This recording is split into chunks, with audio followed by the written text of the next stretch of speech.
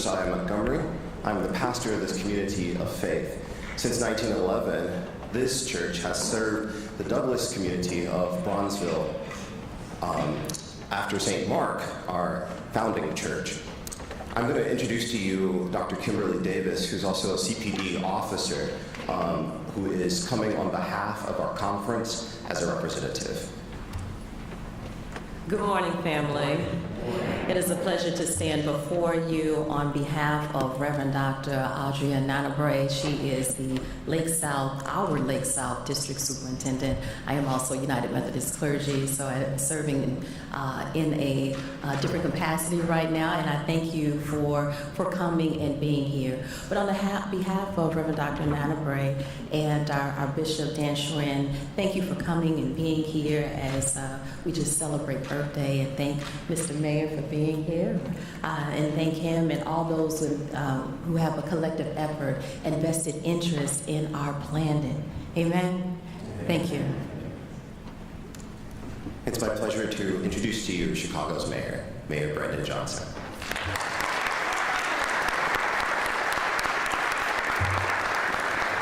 Well, good morning, everyone, and happy Earth Day. I want to first thank our pastor, Josiah Montgomery, of course, this wonderful congregation, Hartsville Memorial United Methodist Church, for hosting us this morning. Furthermore, thank you, all of you, for helping us lead the charge amongst our first set of small businesses and nonprofits who have been awarded grants through the Climate Infrastructure Fund. I'm grateful that the Alder of the 43rd Ward is here, Alderman Timmy Knudsen. Can you all give him a nice round of applause?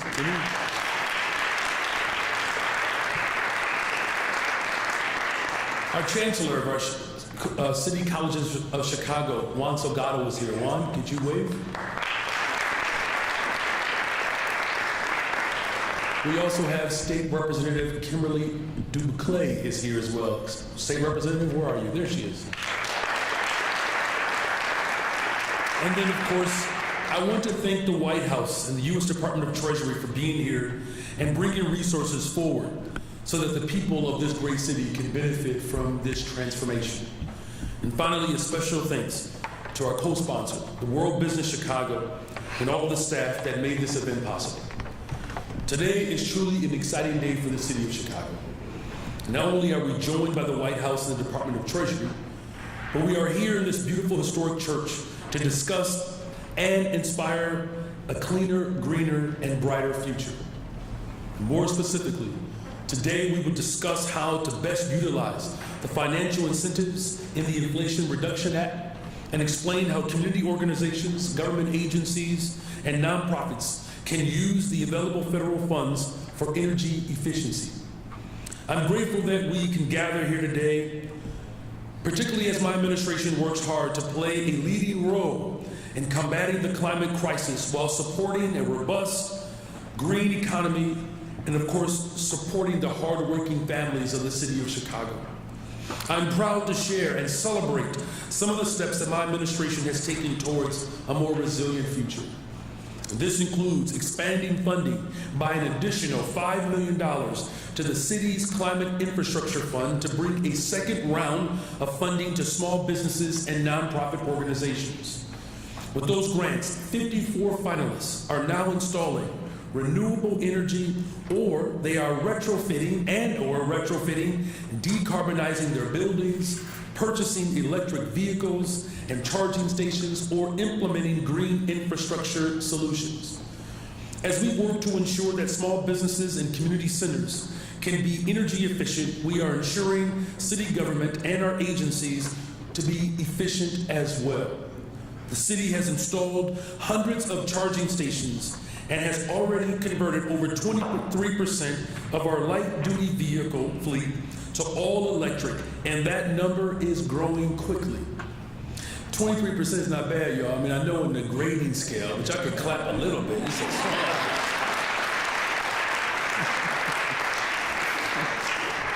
In fact, though, our foresters, who play a role in planting our goal of 75,000 trees over the next 5 years, are doing so in electric Ford Lightning F-150s. We have also completed lighting retrofits in Humboldt Park as well as South Chicago branch libraries, where later this year we will install energy-efficient HVAC and on-site solar panels. And we have more libraries lined up for the same type of investment. And of course, I'd be remiss if I did not mention our environmental justice policies. First and foremost, my administration reestablished the City of Chicago's Department of Environment to focus on and coordinate our efforts under the leadership of our Chief Sustainability Officer, Angela Tovar.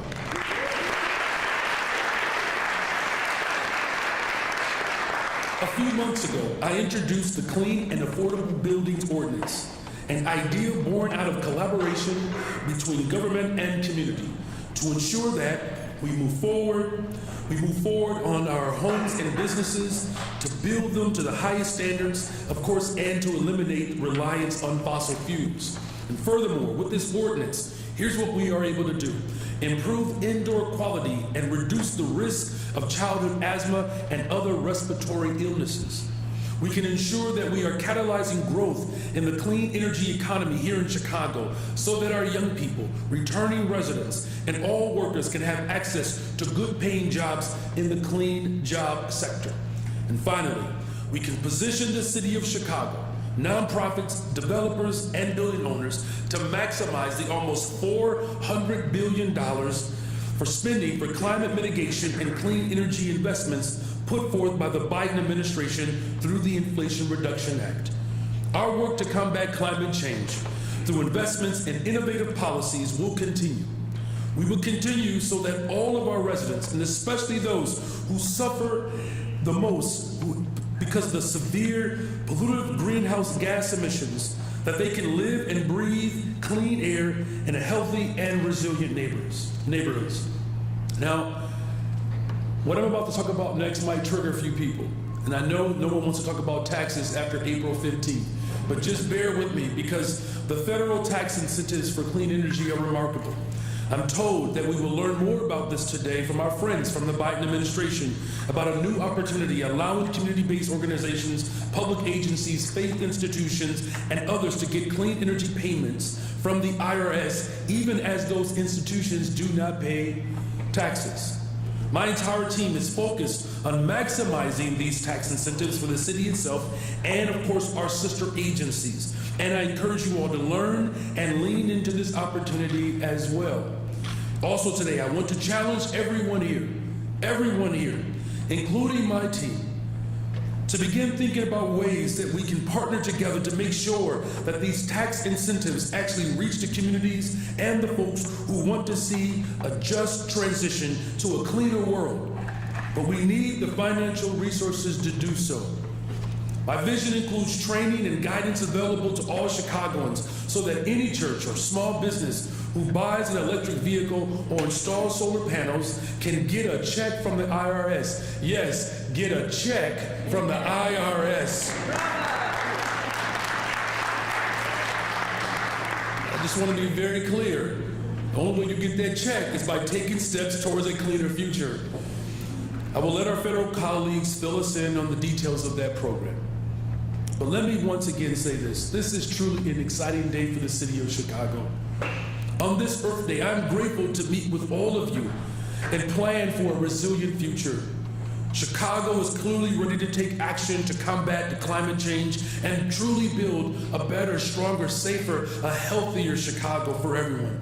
And I look forward to the continuous work and the partnership that we will do together. And thank you again. And now it is truly my honor to welcome our two individuals who are, I don't know if they have checks in their pocket, but we're certainly glad that they're here, Mr. Ryan Whalen and Tonasim Carmona. Can you all give them a warm welcome?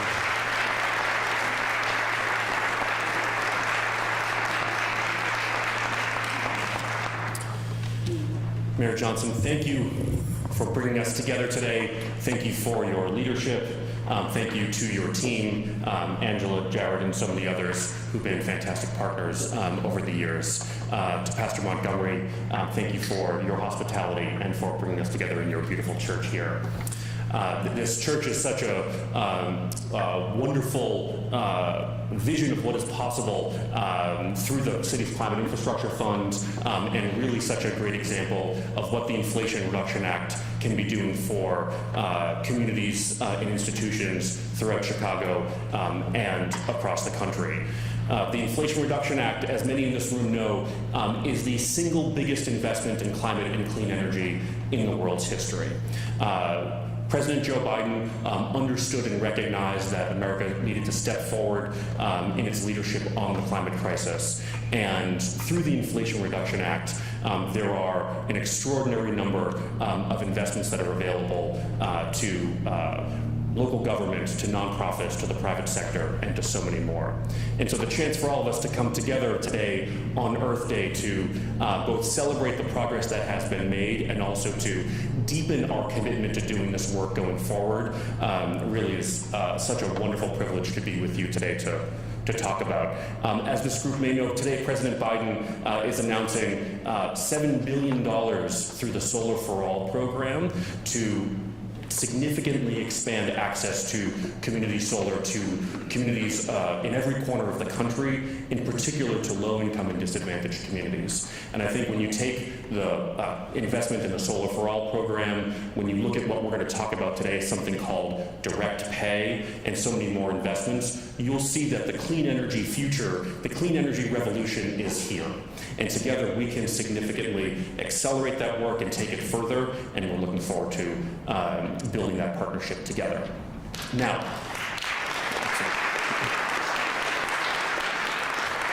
so we'll be spending some time today to really go into the details of what direct pay is. So I want to just leave you here with a couple of points to really frame our conversation together. First, what direct pay is it allows for the first time local governments, nonprofits, universities, houses of worship, school districts, and so many more to claim tax credits in the way that the private sector traditionally has, and in this case specifically for clean energy investments. As the mayor talked about, installing solar, buying clean vehicles, installing charging infrastructure, these are all investments that the institutions that you represent now for the first time ever are able to receive these tax credits. And I think there are three key things that I hope you take away no matter what from this conversation today. First of all, if you qualify for the credit, then you get it. What does that mean? If you are an entity, like I just described, think local government, think nonprofit and otherwise, and if you make one of these qualifying clean energy investments, then you receive the credit. These are not competitive. You are not in competition with one another or someone 1,000 miles away. If you qualify for the credit, then you get it. Likewise, these are, generally speaking, these tax credits are not capped either. Therefore, you can make an investment this year and claim a credit. You can make an investment next year and claim the credit again, and the year after. And so this also creates the opportunity for you to be really planful about what are the priorities for your community, for your institution, for your neighborhood. Figure out what those are and make a plan that works for you, and then make the investments accordingly. Secondly, direct pay works like it sounds. As the mayor said, this is an arrangement where if you qualify for the credit, you will directly get a payment from the IRS. So if you're the city, this doesn't run through the state. If you're a neighborhood organization, this does not run through the city. It's from the IRS directly to you. And now this is something that will be a different process probably for many of your organizations to do, and so it will be a new process to learn, but this is a direct payment to you to do this work. And finally, we are at the beginning of this thing called direct pay. If you are sitting here today and you say, I haven't heard a lot about this. Am I behind? I'm concerned that I don't have enough time to do this. What I'm telling you is, if you are sitting in the room right now with us today, you are right on time. These credits run generally through 2032. And like I said, when you then add in the opportunity that if you qualify for the credit, then you get it, you have the time and the ability to plan and figure out what works for you in a way that works for your community and do that work together. You have the city of Chicago right alongside you every step of the way. The mayor and the team have put together a really powerful package of investments and supports alongside many other technical assistance partners that are out there to help you make these investments. And so I very much encourage you to think about how you can use direct pay in a way that lets you deliver on your priorities, and we're thrilled that we can do this work together with you. Now, it's my pleasure to introduce my colleague, Tananson Carmona from the Department of Treasury. Tananson, over to you.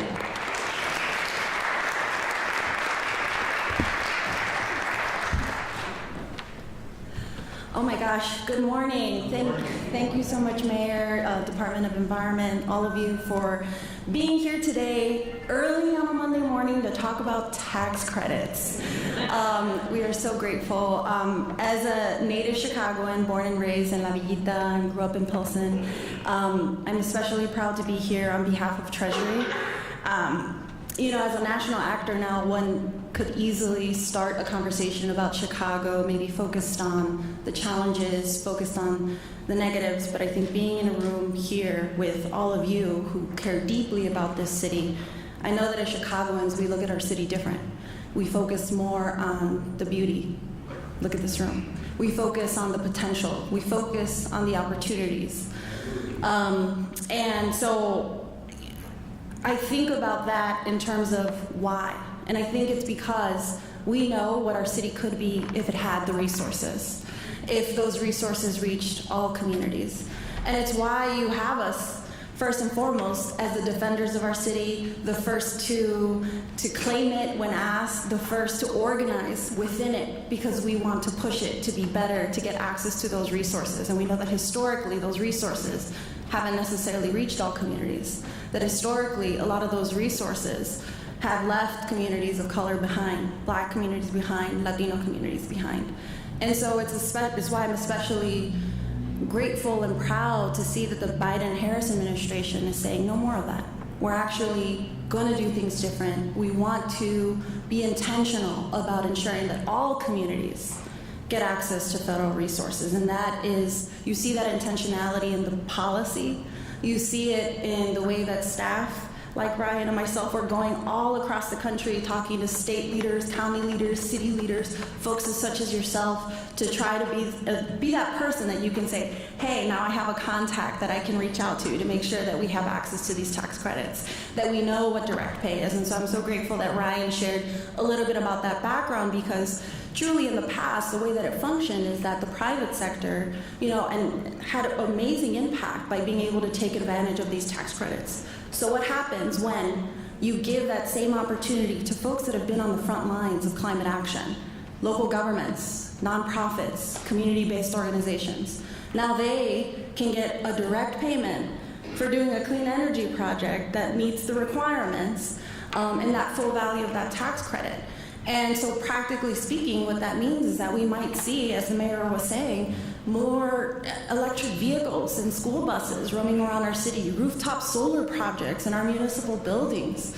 It could mean that for classrooms where we want to upgrade our heating and cooling systems, that now we see alternatives that are healthier, that are better for the environment, and that may actually lead to long-term savings that we can put back into the classrooms.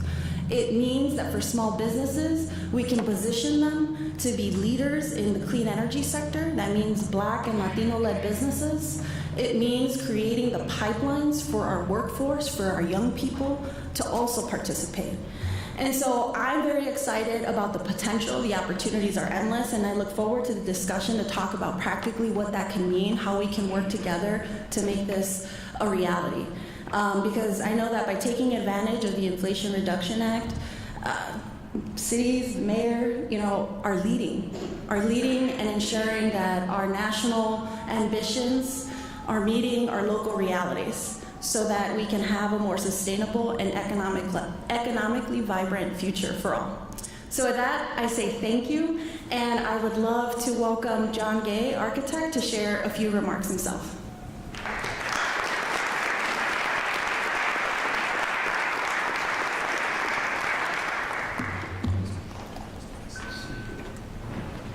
Good morning. Good morning. Good morning. I'm John Gay, president of Jack Corp International PC. We are a national boutique technical design firm that actually develops what we like to call architectural fusion. This project is an example of advanced adaptive fusion. Advanced adaptive because we're infusing new technology into an edifice that was designed in '63 and built in '69. So a couple of weeks ago, I was at Cut the Red Tape that the mayor presented, and this project also has already taken advantage and been beneficiary of cutting the red tape. This project received an ACAR review, and an ACAR review allowed us to present the concept of cooling this space with less power and less outside air. And we're doing that by infusing VRF through these vents that are actually here and outside air in and out at the corners. If the space triggers CO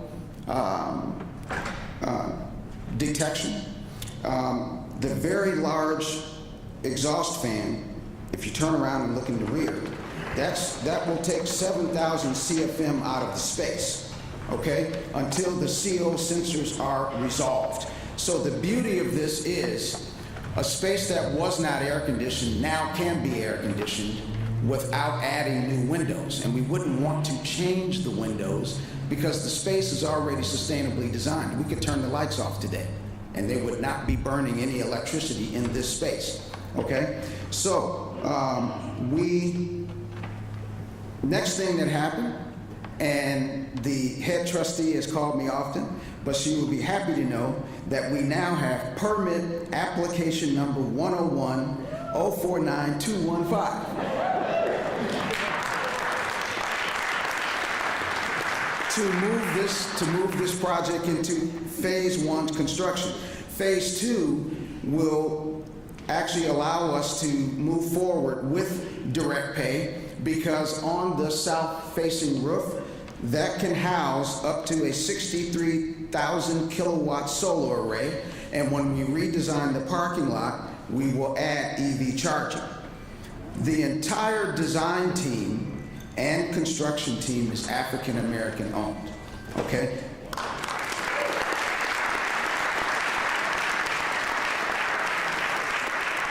So be on the lookout for K Sparks Construction, Going Green Mechanical, and Electrician on Demand, doing projects like this in conjunction with us, Jack Corp. Other places where direct pay can be a beneficiary of projects that we're working on is Historic Quinn Chapel's Underground Railroad Museum that will be heated and cooled with VRF heat pumps. The parking lot will have solar array and EV charging. Lifehouse on the south side as well in Washington Park.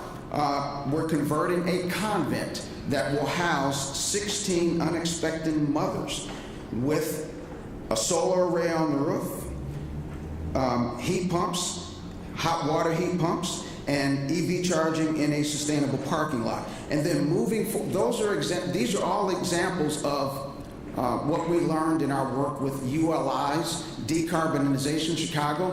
The majority of our buildings in Chicago are existing, so we have to attack those first. And now I'm going to let you know about a new project that is working on their financing right now. Clio Center on 55th and Michigan, we have designed 42 affordable apartments that houses a community center on the ground floor. And I said to T.L. Barrett, I said, let's not do another basketball court. Let's get the community at large ready for the sustainable jobs that are coming next. And so that community center is programmed as a sustainable teaching center. So I keep finding myself, and she laughs every time, in the same room with Angela Tovar. And we have begun to develop a wonderful friendship over the last year. So with that, I would love to bring up Angela Tovar to bring her remarks. Thank you very much.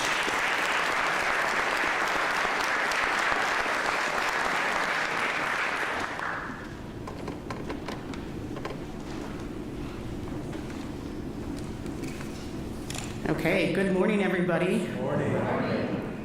My name is Angela Tovar. I'm the Chief Sustainability Officer for the City of Chicago. And more importantly these days, I have the pleasure of introducing myself as the Commissioner of the newly restored Department of Environment.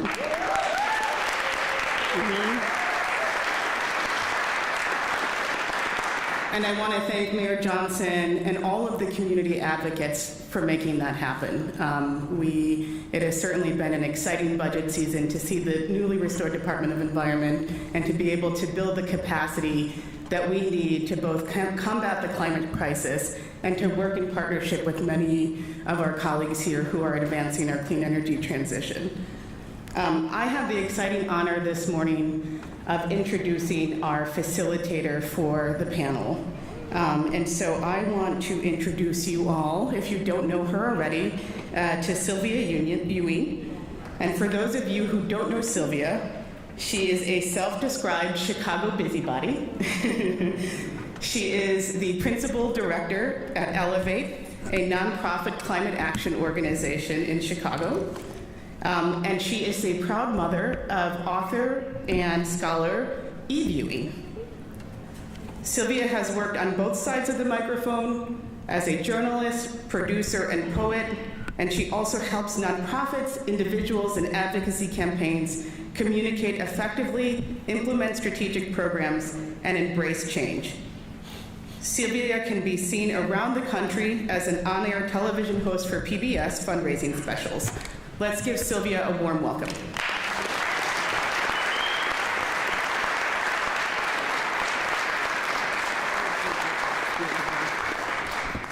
Thank you so much for that. I'm the least important person here today, but I love that kind introduction.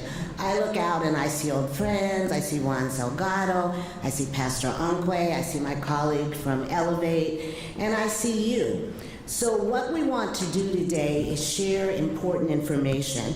The panel is pretty amazing, and we're going to invite them to tell you a little more about themselves, their roles, and I'm going to ask them questions. Is that a fair agreement? Are we all good? Great. So the panel, you've met a few of them already, but we've got Ryan Whalen from the White House. He's a special assistant to the president and senior advisor for implementation, and I love his quote, "If you qualify, you will get it." We're joined also by his colleague, Tanazine Kamora, and I love that you're representing Chicago, Chicago first, Chicago always. And she talks a little bit about how we are looking at local reality. And my friend and just role model, Naomi Davis, from Blacks in Green and the new Tic Tac. She'll explain what that means. It's not TikTok, it's Tic Tac. And Jonathan Pereira, the director at Plant Chicago. And someone, when he calls, I like cancel my calendar and show up, the mayor, Brandon Johnson, who is just doing a stellar job and reminds me of an old friend, Harold Washington. So we couldn't be more blessed. So we've heard a little bit from you earlier, but I'll just ask you again, and Mayor, we know your role because we keep you busy, but say a little bit about why you're excited about the IRA from your perspective. We'll start with you. Thank you so much, and good morning again. Thank you, Ms. Ewing, for your leadership. Look, when we're talking about billions of dollars that will help create a new economy for the people of Chicago, but really the people of the world. That's something I'm very excited about. I was just speaking with Angela earlier before he walked in, and we were talking about what retrofit meant in the 80s if you were raised in a certain generation. So Alderman Knudsen is going to have to Google this. But you know, I'm sure many of you probably remember the one air conditioner in the home, and then the blanket over the doorway to conserve that energy, right? close the door, don't let all my heat out the house, right? And so I'm just thinking about historically what it has meant for Black and brown communities in particular to have a conscientious approach towards energy, and that's always been a part of our experience. But to know that we have an administration, the Biden-Harris administration, that is committed to building a new economy, and then the retrofitting, the ability to create solar, the electrification of our vehicles. There are so many different things that I'm excited about, but really to see our hopes and aspirations come to fruition in a way in which we can build an economy around it, that part I'm humbled by it, but certainly very excited about it. Thank you so much. I'm going to come to this side with that same question, your name, role, and what excites you about the IRA, and I'll start with Naomi. Hi, Naomi Davis. Greetings, cousins. The CEO and founder of BIG, otherwise known as Blacks in Green. And for me, the most exciting thing is the Region 5 thriving communities, technical assistance centers, that's the TIC-TAC Sylvia referred to. The fact that in the 6 states of Region 5, organizations that are tiny and organizations that are large developers and entities that are municipalities and everyone in between has a chance to tap into the trillions of the Biden-Harris Thriving Communities initiative. The idea that we've been protesting and we've been praying and we've been working all the angles for this moment, and it's here, and it's time to get the word out, get the people in. I could go on a long time, but I'll hold that thought until Sylvia brings me back. Thank you so much, Naomi. Give her a round of applause. And John Pereira, who you are and what excites you about the IRA. Hello, everyone. I'm Jonathan Pereira, the Executive Director of Plant Chicago. Good morning. I need Naomi to whip up the crowd for me to get an applause. Thank you. I just used you to get my own applause. Exciting. So I know many of you are also from nonprofits working on infrastructure projects. Plant Chicago, we're in the process of retrofitting a former Chicago firehouse to be a center for circular economy programming. We are operating out of it now. And as a nonprofit, I'm sure many of you are very familiar with many of us over the years have faced location insecurity. We're often at the whims of developers or landlords that their interest in our being there is ephemeral, so we actually, ephemeral, it's Earth Day. So for us to actually be able to purchase our property a few years ago and know that there are funds now that we are not fighting over. Oftentimes we feel like we're all dealing with the leftovers that individuals, foundations and businesses are willing to give us. For us to install renewable energy, decommission our gas-powered space heaters, and install air source heat pumps is amazing. And so right now, I know I'm in the thick of it, and many of you are in the thick of it, and thinking about how are we going to get this. So really excited to learn more today. Thank you. Give him a round of applause. I feel like everybody's gotten their hand. We're going to keep it rolling. Coming back over to my sister from Pilsen, Tonazine, you've given us a little bit of a primer, but say more about the IRA tax credits and direct pay. Absolutely. So this is like when you were saying, like, I'm going to ask you to say a little bit more of your job. This is kind of our job. Like, we go around talking about tax credits, and so how do you keep it lively? Overall, though, it's about a dozen or so that qualify under like direct pay, used for qualifying under the direct pay mechanism, which would be about 4 different categories: energy generation, manufacturing, vehicles, and fuels. The way I like to think about it, at least at the local level, is the practical experience. So a lot of times we're thinking about electric vehicles, we're thinking about solar projects, small projects, large projects.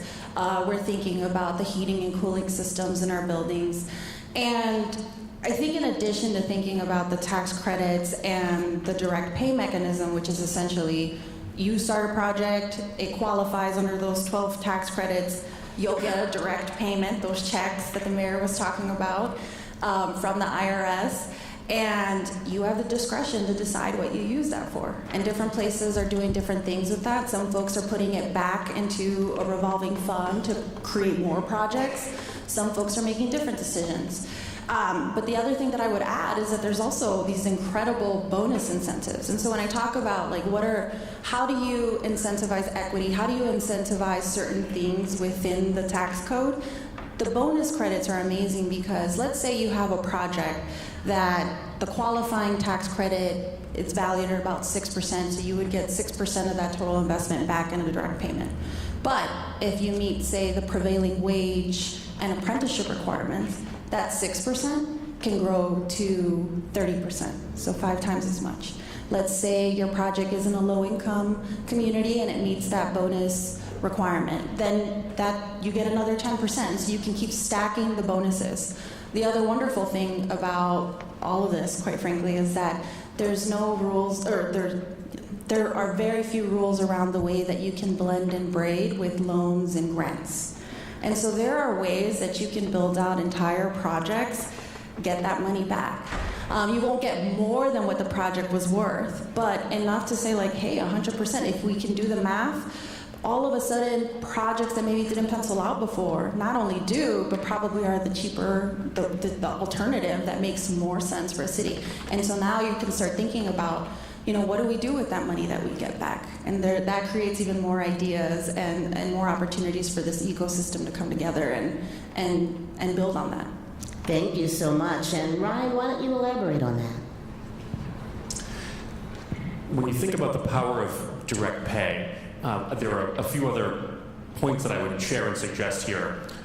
First of all, these clean energy investments likely on their own may or may not be something that you're doing, but would likely be part of a larger strategy, some other priorities that you're trying to deliver on. Are you building a community resilience center? And you want to think about all the different ways that you can build and develop neighborhood connectivity and community connectivity in times of crisis. Can you integrate clean energy dimensions to that?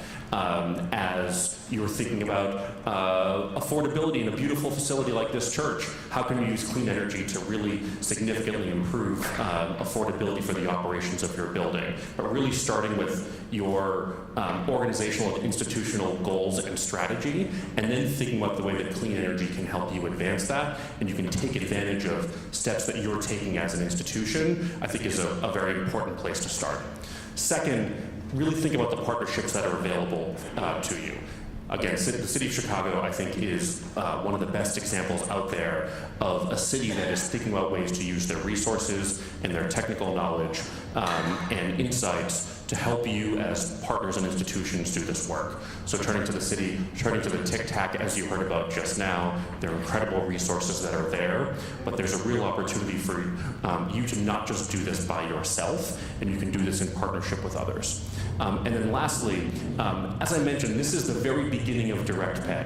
This is the very beginning of institutions like yours doing this work, and you're going to see examples across Chicago, across Illinois, and around the country of organizations that are doing this. And so you're going to see all kinds of fantastic examples that you should liberally copy in the ways that you are doing your work as well. And I think when you combine the details and specifics of how direct pay works, and you combine that with partnerships with the city, with the great examples around the country of what you're doing, and you think about your goals, that's the real opportunity to leverage this once-in-a-generation moment to not only deliver for the world and for the country, but for the things that you care about as your community.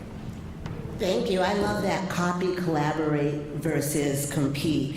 And that brings me to you, Mayor Johnson. Direct pay represents an exciting opportunity for government and nonprofit entities. Tell us more about what the city of Chicago is pursuing and how you plan to use direct pay. Yeah, thank you very much. I wasn't sure where you were going with the question when you transitioned from copying. That brings me to you, Mr. Johnson. Okay, when I was teaching, I did copy a couple of lesson plans, but it was only once. Well, he just put you on the spot, Ewing.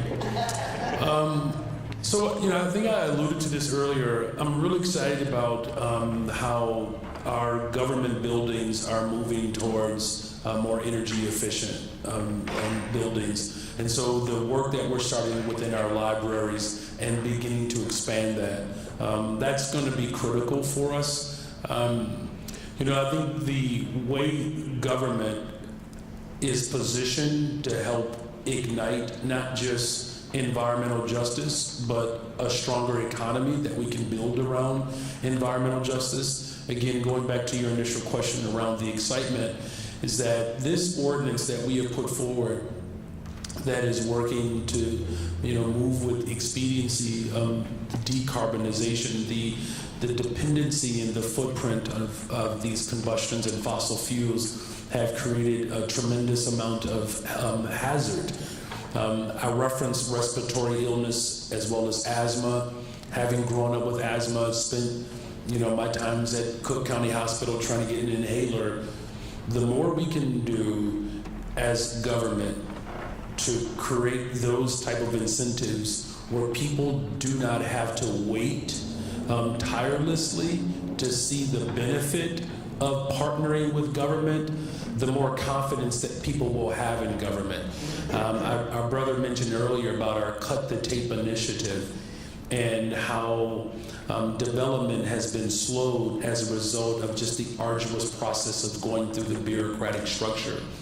When families have to apply with the government around these incentives, and it takes months on ends just to see the benefit from it, the life that people are experiencing, particularly in Black and brown communities, where hot spots like Austin, where I'm raising my family, the southeast side of Chicago, we were just out there over the weekend. Slowing that process down is not just harming our environment, it's harming the future of our economy. So the work that we are doing to show and demonstrate our commitment while also cutting the tape so that we can expedite the incentive aspect so more and more families develop and gain more confidence in what government has a responsibility to do. Thank you. So it's not we're the government, we're here to help, and people go, oh, well, this is real. And Jonathan, I'm going to come over to you as a nonprofit leader. Talk about what the IRA and those billions, we get to say the word billions, what does it mean to you in practical reality? Well, billions would mean a lot if it was coming to us. I think just going back to my first comment, knowing that there are funds out there to help with infrastructure projects, so many nonprofits, we have spent a long time talking about things that we couldn't actually do in terms of infrastructure. So not only going from not owning a building to owning a building, to know that, okay, now we want to install solar and decarbonize the building, and we're not a for-profit, we have to rely on philanthropy to do it. Knowing that there's this other money that's coming, that can come to help support it is huge. And again, it's not, it's if you do it, we will get it, or if we did it, I forget the quote. We're gonna do it, and we have done it, and I hope we get it. Well, and here's someone who has done it and is getting it, making sustainable miles. I do want to quote Naomi. I'm pretty direct. Naomi said, stop paying white people to solve black people's problems. And I'm going to pass it to you. What does this mean for your organization, for the mission of Blacks in Green, and for the communities you care about? Well, it's just a joy to be able to execute our mission to catalyze self-sustaining Black communities everywhere, and to use the clean energy economy, especially in that process. The idea that we have a place, blacksandgreen.org, where you can go and you can register to be a part of the Big Justice Tic Tac, and in that situation get totally free technical assistance in identifying and writing the grants, in building the capacity of your organization. We have a free monthly lunch and learn, the next one coming up mid-May, called Get Your Paperwork Together. Okay, we understand, because we are one, what it means to be a community-based organization, really striving to serve the interests of our community. And so when we do practical and tactical services like Get Your Paperwork Together, we know, because we're the only Black community-based organization in the country to have applied for the Tic Tac, and it was only because we believed that we could. And so we're walking that walk to show everyone, look, if we could do it, you can do it. We're here to make sure that we provide every support we can to see that you do it. And examples of a spectrum of services that we have on today's theme, especially of energy, is we have a 12-point energy justice portfolio that we're offering free, open source. We've spent 5 years, and I'm not going to tell you how much money to develop our 9-megawatt solar, community-driven. We've got Chris Meister in the house from the Illinois Finance Authority. I knew I was going to do that. But they're getting $156 million from the federal government to facilitate work on the ground, to make sure pre-development funds are available. We're a recipient. What happens when the environmental justice communities of Aurora, Naperville, and Romeoville can have community systems that they own that reduce their monthly costs, where they have the opportunity to build an economy where there are not just jobs, but there is a supply chain. There are companies that are coming in. We have a geothermal pilot from the Department of Energy. What in the world is that? Well, I won't give you the gory details. Do you get it? Gory details. But I will say that it's 20 blocks in West Woodlawn, where our Sustainable Square Mile goes. And it's in partnership with the city. And it's coming down the alleyways. And it's going to be opted in at the will of neighbors who are ready at that time to save money every month, to be a part of this pilot of what does it mean to own energy systems, to be sovereign in that way, and we'll be repaving them with permeable so that the stormwater management situation in communities are alleviated. And I love to say about Mayor Johnson, he knows that I call him the patron saint of the people of the Orange Cord. And what that means is, in his victory speech and in his inaugural speech, he referred to that moment when his father would come home and thank God for the Orange Cord connecting their house to their neighbor's house in those times when the money don't meet. Okay, because energy is a life essential service. It's not affordable. We have the People's Utility Rate Relief Act in the General Assembly right now. And let me say this, I know. It's open source for you to take wherever you are in whatever state, use it however you can. We're opening up our books and we're saying, come get it. And this is the joy of this work. Well, I'm going to ask you to keep the mic for a brief overview of the challenges. Going after federal funding, the challenges and barriers to the success as you navigate the IRA. Well, you know, I wouldn't be honest if I didn't say, yeah, we're a small community-based organization that had the chutzpah to apply for this grant. If I didn't also say that we're learning as we go about just how complex it is, and that compliance is king, and that there's many mistakes you can make.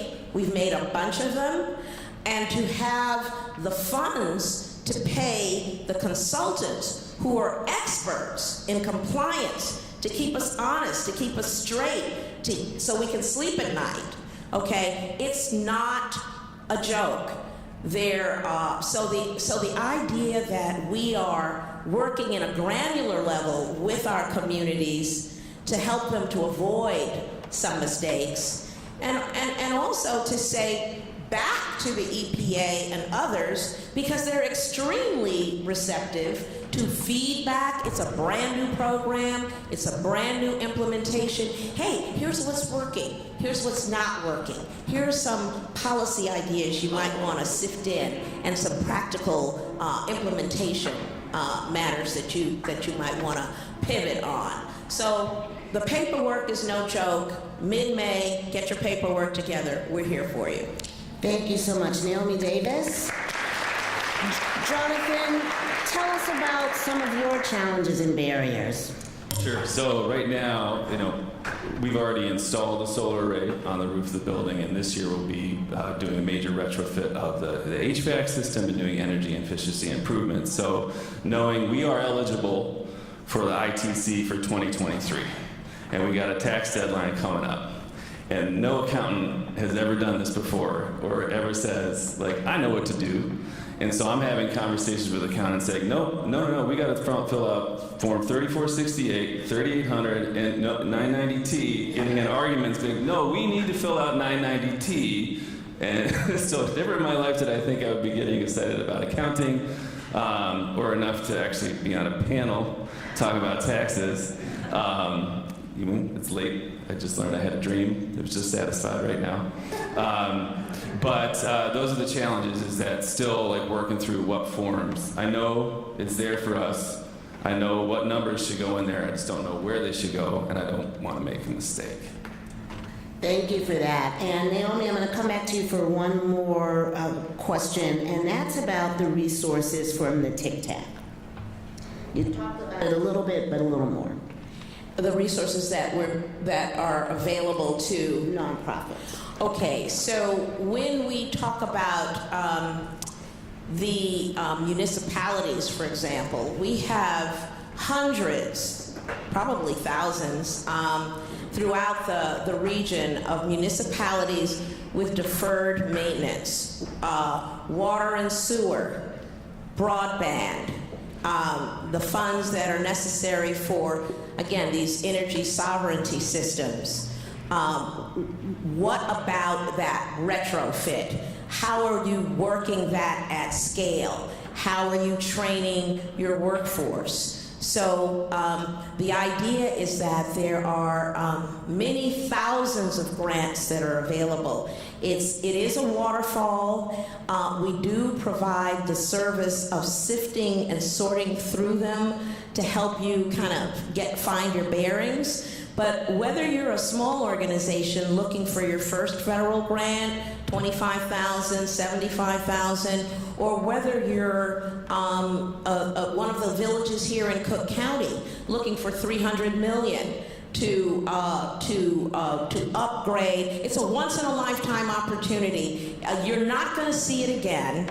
Get in the queue. Get your team together, and the opportunity is also in the fact that municipalities are duty-bound to partner with community-based organizations. It's poetry, people. The fact that we have an opportunity as small organizations and small and large municipalities too, but the idea of there's a partnership embedded in there, incentivized in there, that never existed before.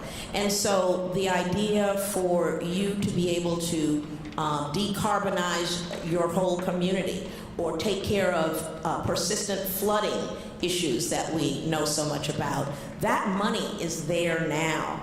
And the technical expertise, one of our partners, we have 6 partners in our TICTAC, is the University of Illinois Smart Energy Design Assistance Center. Do you need engineering? Do you need drawings? Do you need blueprints? This precedes, in your stack of financing. It's a threshold that you have to pass, and it's been stopping us cold because not to have the funding to do that, not having the friends to do that. It's just really a spectacular sort of salad of relationships that are available. Thank you. Earth Day. Thank you so much for that. It's a new era of abundance that we knew was there, but we didn't have the political will to embrace it. Speaking of that political will, coming back to our friends from Washington, Tanzine, talk a little bit about the technical resources, again, available, because that technical application, worrying about the accounting and the blueprints and all of that is real. Oh, absolutely, and I'm glad that you brought it up because, and quite frankly, I loved everything that you were sharing about the Tic Tacs. I think they're a phenomenal resource, and I really do recommend reaching out. I mean, we go to different places, and some cities are more well on their way than others. I think Chicago, I really love the example of what's happening in which you're saying, here are these federal investments, but you also have funds from the city of Chicago to help with that upfront financing for some of these projects like we're seeing and we're discussing today. For places or not, like, let's say you're a tax-exempt entity or a nonprofit and you're trying to figure out how to navigate this, a really great place to start is your Tic Tac to help you start to begin that navigation process.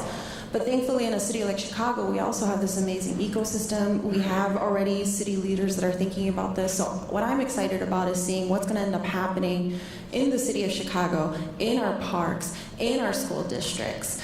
And what, to the point of like copying and collaboration, yes, I'm sure we're like Chicago will take advantage of the examples that they're seeing all across the country, but I think others are also going to look to Chicago and say, wow, look at that, we should do what they're doing.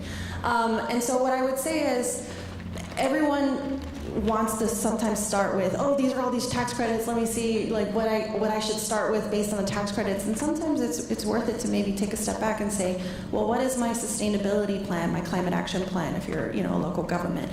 What do we have in our capital plan in terms of the capital projects? What are the types of things we had already been thinking about but maybe didn't make financial sense? And then trying to see what are your questions and what do you need. In some cases, especially if you're maybe a little under-resourced, don't have a lot of the capacity, the Tic Tac is a great place to start. Other times, it might be specific tax advice. At Treasury, we're not allowed to give tax advice. However, you can go and find tax counsel and have somebody help you navigate some of those specific questions to filing the forms. What I will say, though, is the IRS, Treasury does have a lot of resources on its website. So there's irs.gov/elective pay. Highly recommend going to that. There's specific information in terms of the tax credits themselves. There's information about how to file. The process for filing, you have to pre-register. Once you've identified a project, you pre-register, you get a number back, that's your number. Once you're ready to move forward with the filing process and you identify your calendar year, which I will say, or your tax year, it is important to think about if you've been a tax-exempt entity and you haven't done this before. The steps are on the website. There's a guide to help you navigate it. It is worth going through it. Because once you do that, you put your project into service, you file with that number, it's pretty straightforward and you should be able to get, at least our goal is to have you get your check within 45 days. Sometimes it's less, sometimes it's more, but the idea is that it's supposed to be step-by-step process, fairly straightforward, the resources are there. And like I said earlier, now you have a contact. Now you know if you have questions, you have two faces in front of you. If we don't know the answer, we can often connect you. Because sometimes, people have specific questions at Treasury, but maybe the question, I can divert it to my DOE colleague, my EPA colleague, and make sure that you get an answer. In Chicago, we like to know a guy, so it's very good that we do. Ryan, your brief addition to that same question about resources, and then we are going to come to you for your questions, not your speeches. I'm not sure how we're moderating that, but we will come to you, so think about what you might want to ask this august panel. And can we just get a round of applause for the mayor for hanging with us on Earth Day? A lot of things he can be doing, but he knows the climate crisis is coming for all of us, and we can work together to respond. Oh, and the First Lady is here too. Where is she? Yeah, oh, I'm just looking at you. Getting me all geeked out and excited. But Ryan, it's really about you. Hardly. So just to wrap up, what I would say is that what we're seeing around the country is that so many different partners are really stepping up to help local governments, help nonprofits and others do this work. And so in addition to the fantastic resources that Treasury has put together, and I really do encourage folks to look at that, I think you're seeing across philanthropy, across fantastic organizations like Elevate that do such fantastic technical work across the Tic Tacs and otherwise. There's this ever-growing coalition of partners who understand that success in this work is only done together. And so what I would say is ask questions of your local philanthropy, of your nonprofits, to us and others to understand who is stepping forward in this work, because I can tell you that in every corner of the country, folks are raising their hand, recognizing that this is a shared endeavor. And as we go forward and as folks go through this for the first time ever, and we see those great examples, those are also going to be documented and shared and lifted up in a way that we're all going to benefit from the fact that we're doing this together. And so encourage you to be part of that full movement that we're in together to deliver on a clean energy future. Thank you so much for that, and applause, please. At Elevate, pilot is our middle name. We understand that you've got to practice, you've got to make some mistakes to help other people follow the path. So opening up the floor to questions, you can stand up, we'll see you, and we'll figure it out. Sir. Good morning. My name is Anthony Green. I'm Highway 60. I want to say thank you all, first of all, for coming and having us. Also, Mayor, I'm born and raised in the West Side of Chicago. West Side. I'm sorry. I don't want to go all the way back, but I just want to say good morning. Anthony Green is my name, and I'm born and raised on the West Side of Chicago. I guess one of my main concerns that I was having a conversation recently, I love the fact about the EV program and everything that we're going. I'm asking, have you all thought about the mitigating factors of vandalism?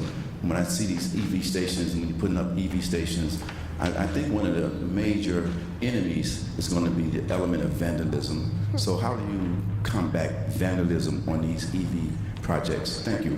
Okay, I'm not here to answer the question, but I remember people saying we couldn't have divvy bikes, we couldn't have this and that. People know how to act, but that's just Sylvia. Who wants to answer that question? Naomi, you're jumping in there too. Well, I just think, people want to live. Black people want to live in beautiful, prosperous, comfortable, joyous places. This is true in our spirits, and the more we see, the more we are fed, and the more we rise to the dream and the vision of having that. So I just see, frankly, and this is just Naomi, I see it taking care of itself as more funds come into the community, as people can see the improvements. On my block, where I moved in 2010, we seized the lot, city-owned lot, don't tell anybody, and we just made it gorgeous, and we've kept it over the last several.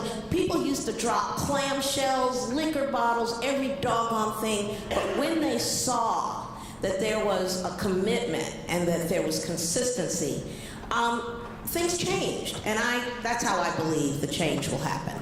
And it's how we roll it. It's a very, very good question. It's how we roll it out. We talk a lot about those who are most impacted by the disinvestment and the harm have to be part of this solution.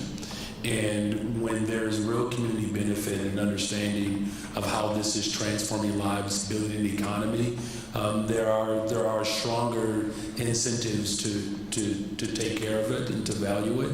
And so it's as much as we can, and this is part of our effort as well, as much as we are able to connect this to a new economy, our young people understanding, quite frankly, I think better than some adults or many adults, of the harm that has been caused by the failures of previous administrations, particularly one in particular at the federal level, who didn't even believe in the environmental protection agency, right? And so the more we can educate and support our young people to understand that this is not just about their health security, this is about their economic stability as well. That type of value system, I believe, is innate. And the more we can demonstrate a commitment to that, the stronger I believe we'll rally around these new investments. And thank you so much for your first question. I just saw someone pass a mic. If you have a mic in your hand, stand up. Thank you. Is this on? Okay, this one. Okay, hi. Good morning, and thank you all for being here. Ayana Simba with the Illinois Environmental Council.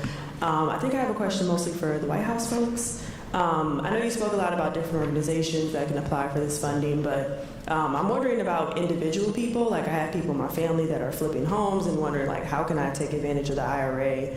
And even with the organization, a lot of alders like, how can I direct my constituents? So I wonder if you can speak to some of the individual benefits and how people can apply for IRA.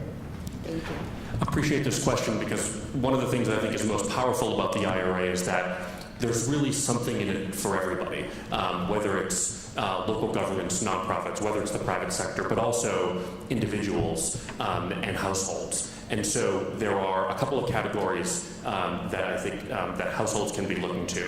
Number one, on the home energy efficiency side, first there are federal tax credits that you would access through your personal or family tax return around both home energy efficiency investments. Think about heat pumps, think about insulation, things like that, and also purchasing electric vehicles. And so those are federal tax credits available today and going forward as well. In addition, on the home energy efficiency side, there's a set of rebate programs that are being stood up state by state that apply to both energy efficient appliances, and then think about anything from a heat pump or refrigerator or washer and dryer over to installing things like insulation as well. And so those would be at the point of sale at a Home Depot or otherwise, or working with a contractor. Those are stood up state by state. Illinois right now is working with the Department of Energy on theirs, and so more to come later on that. But the federal tax returns, tax incentives are available today, and then rebates to come later on. Thank you. I know you have the mic, but was there a question over here? And can you get the mic, please? And then I'll come to you. And I think you'll be the last question. Thank you. Hi, and it's an honor to be here with you, Mayor. My name is Gary Lewis. I started a non-for-profit organization. I was in business for 5 years. My organization, or my business, is I Am Dad 365, whereas I promote fatherhood because I see the correlation between the violence and the lack of dads. And I just want to know, how could a small business like myself get started with you guys? And by the way, I'm opening up an Imperial business right on 43rd and Cottage Grove. I'm building out the space right now, so the energy and all of that I can make use of. Thank you. Angela? I was gonna pass it to Angela. Angela. Thank you. You can use Jonathan's mic. I'm happy to sub in here as a panelist.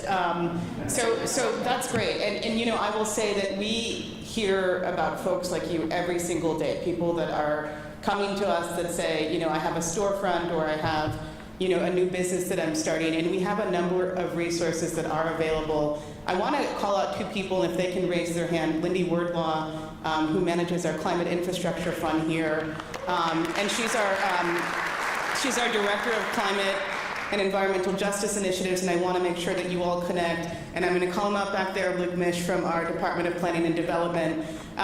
They run a very large portfolio of investments that we have as a city, and these are the types of investments that we're making to ensure that we have the seed money available, so that as people like you are launching your business and you want to make the clean energy transition, you can take our money first and then layer on this tax incentive, and we want to make sure that you're successful. We're going to leave plenty of time at the end of this to make sure that we can make these connections. That's one thing we're going to encourage you to do, is to stick around so that you're talking to folks. But I want to make sure that you all are connected as well. So thank you. I love it when the Americans say, come on, let's talk, because that's, your team is ready. And our last question. Hello? Oh, okay.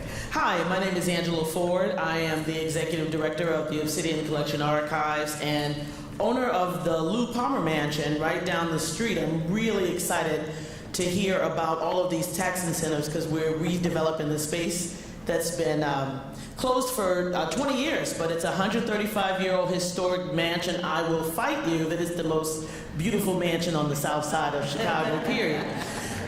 My question is this to our national team. Are those payments monthly, annually, ongoing, one time? I'm curious.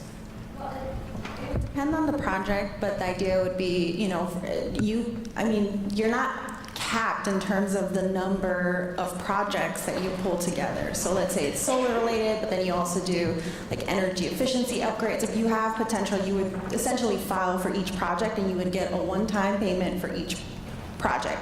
Now I would say for most. So like let's say you're using investment tax credit. That would be, you would get a one-time payment. However, if you are talking about a production tax credit, so you're maybe doing an energy generating project and it makes sense, you might say you would get an ongoing payment based on how much energy you're essentially producing, and there's specific numbers, and so that would be an ongoing payment for up to like 10 years. And so it depends on the project. For some folks, it has made sense more to like take advantage of the investment tax credits and all of those that fall under that, because then you just get the one-time payment for each of those projects.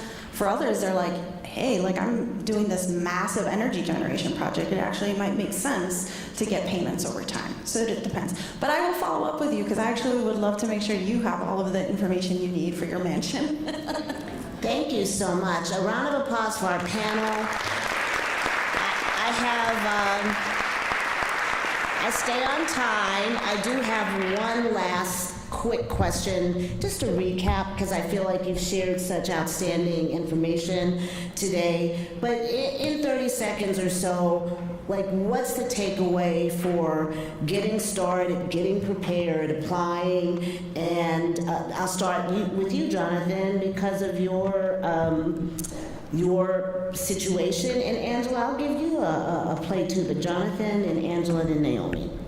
I'll say we were committed to this before we even knew there were going to be funds available. So for a nonprofit, engaging your board, getting everyone on board that this is what we want to do, leaning into your other nonprofit partners, especially those of us that are going through this process. I'm more than happy to share. I have more challenges as well I didn't share today, but I'm happy to talk you through some of the mistakes I've already made.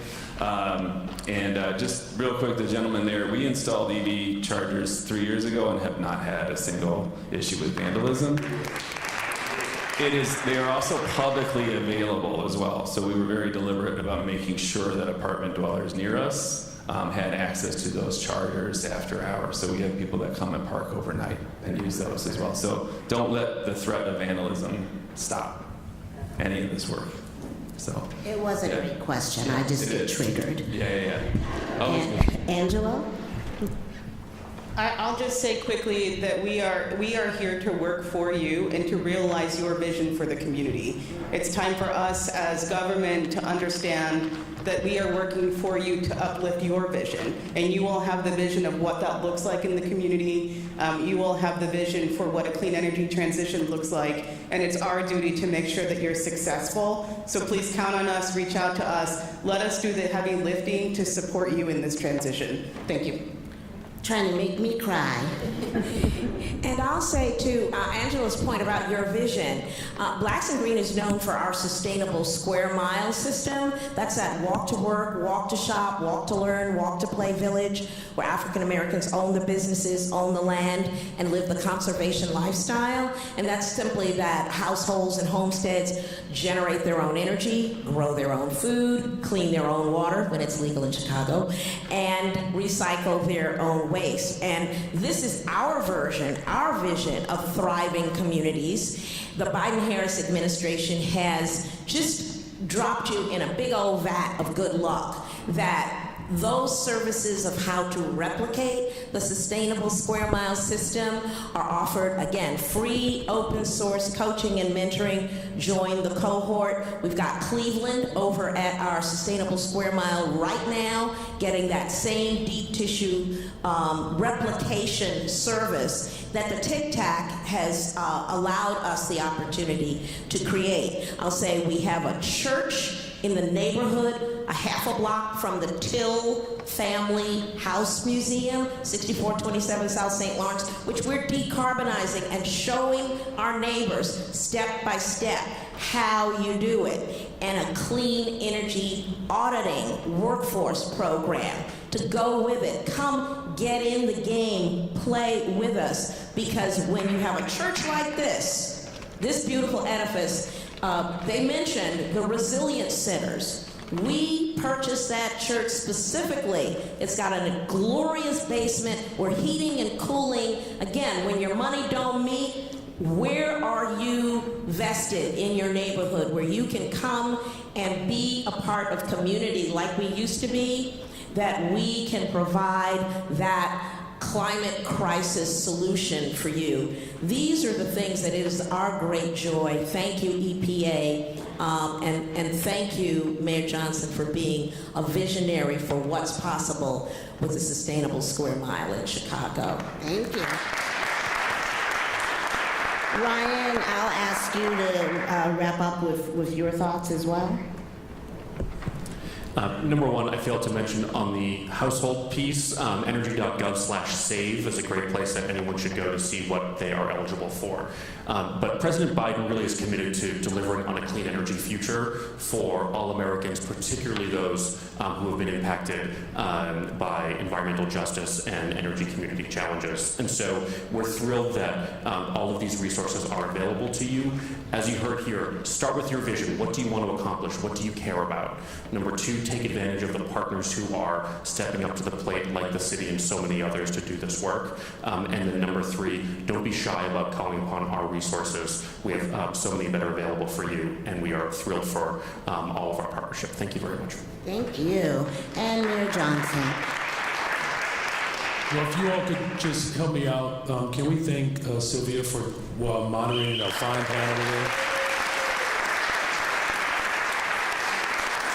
Thank you all for being here. Again, look, Angela really summed it up the best. This is about a partnership. We have an administration, the Biden-Harris administration, that has demonstrated an incredible amount of commitment to climate justice. I'm grateful that my wife has joined us today, the First Lady. This is a strong initiative that she is leading on. Yes, you can clap it up for her. Those claps help my marriage when I go home tonight, so thank you. I wanted to turn our backyard into a mini replica of Wrigley Field. And my wife said, no, we have to do what our ancestors knew to do. And to know that we are in a moment where the hopes and aspirations of sustainability, life sustainable initiatives, that's really what this is about. And so building an economy around a sustainable and clean energy is just a powerful testament to not only what's possible, but what our ultimate responsibility is to the earth, right? Because the earth is the Lord, the fullness thereof. How about that, Pastor? I was trying my best here. And one more time for our Pastor Montgomery for being a great host. Thank you so much. I'll just do my final thoughts. It's so beautiful to look out and to see you. Remember, Chicago is a leader in all things. We are stewards of the earth for 7 generations ahead. And we have had so many times of competition, like crabs in a barrel, and other people's vision. We can make your dream your community dream, and then see what resources can help you manifest them on the earth plane now. And together in this new era, we've got the resources to have resilience hubs, so when extreme heat or extreme weather or extreme cold comes, Ewings love libraries. We've always had the library, but now you can have your own community place where you're not afraid, where you and your family can go.